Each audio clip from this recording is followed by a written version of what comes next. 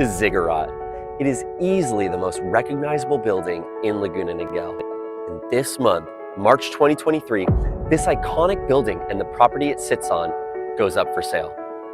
Welcome. My name is Antho, Mr. Hyperlocal with Bullock Russell Real Estate Services. I grew up here in Laguna Niguel, 1 mile away from the Zig. As a child, I would drive by every day on my way to school. As a teenager, I learned to drive stick shift here in the parking lot, like so many other folks. And with my buddies, I've had some great games of basketball at the El Lazo courts. But in 33 years, I never once had reason to even approach the building, much less go inside. Instead, the Ziggurat has been a silent backdrop for most of my life. Now that the property is for sale, what's going to change? Before we answer that, let's talk a bit about the history of this iconic building. In 1968, there was no city in Laguna Niguel. It was unincorporated county land stretching from the 5 freeway in the east to the Pacific Ocean in the west. Here's a glimpse of what it looked like from a movie filmed back in 1975. Here we see the Laguna Niguel Regional Park, its lake, and the Ziggurat in the distance.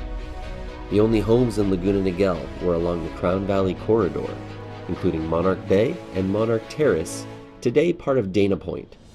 Yes, the land of Laguna Niguel used to include the beautiful beaches of Strands and Salt Creek, thus the enduring name of the Cliffside Hotel, the Ritz-Carlton, Laguna Niguel. But that's a story for another video. This was a quiet and serene wild setting, and an aerospace company called North American Aviation was looking for a safe and secure location for a new building.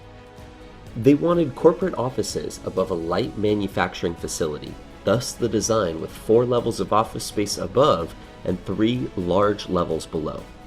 During the 3-year construction period, the company merged with North American Rockwell, and when the building was completed in 1971, Rockwell never moved in. The exact reason why is unknown. Some believe it was the drastic defense budget cuts of the time that dried up business. However, William Morris, an architect who worked on the Ziggurat, claims he was there when the chairman of the board of directors toured the facility for the first time, and he heard him say, "This is far too nice for an electronics firm." For 3 years, the building sat vacant, and in 1974, Rockwell traded the building to the federal government for 3 buildings of equal value near LAX. The building came under ownership of the General Services Administration, an independent agency of the federal government whose function is to support other government agencies. Throughout the 70s, the building remained mostly vacant. In 1978, it was formally renamed the Chet Holofield Building after a local congressman, and in 1984, the federal government attempted to sell the building unsuccessfully. Today, the primary tenants of the building are the IRS and Department of Homeland Security. It also houses a cafeteria and childcare facility. The Ziggurat features many escalators, and it's said that a person can travel between any 2 points in the building in 5 minutes or less. The 7-story, 1 million square foot building sits on an 89-acre property with a prime location 4 miles from the ocean, near major roads, with equal access to commercial centers, residential homes, and a wilderness park. The online auction of the property will begin on March 7, 2023, with the starting bid at $70 million. The auction is scheduled to close on April 12th. For many years, folks speculated that the building would be demolished and the entire property redeveloped. However, the Ziggurat was recently designated a historic building, and a condition of its sale is its preservation. Why the historic status? The building was designed by William Pereira, a pretty famous architect who also designed San Francisco's Transamerica Tower, LAX's theme building, the old Disneyland Hotel, UC San Diego's Geisel Library, and the master plans for both UC Irvine and the city of Irvine. Ziggurats are an ancient design.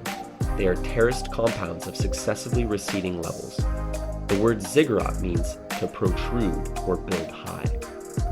The only other ziggurat I know of in the United States is in Sacramento, also home to a government agency. The Ziggurat is classified as an example of brutalist architecture, a post-war architectural movement which showcased building materials without regard to decoration nor adornment.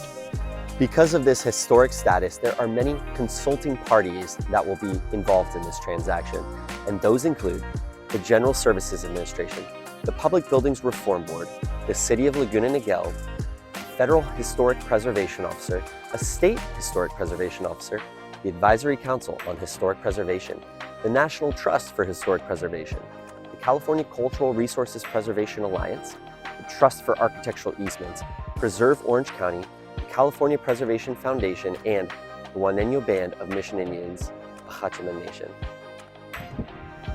Given that the building must be preserved, what do you think will happen here? If the restrictions had been removed, then in your wildest dreams, what would you have liked to see happen here at Laguna Ridge? Please leave a comment below and share your thoughts.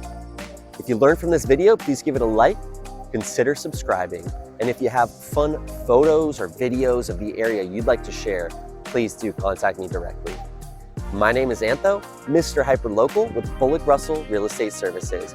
Buy, sell, lease, I'm always here for you, your family, and your friends. Put my knowledge and passion for Orange County to work for you. I will see you around. You take care.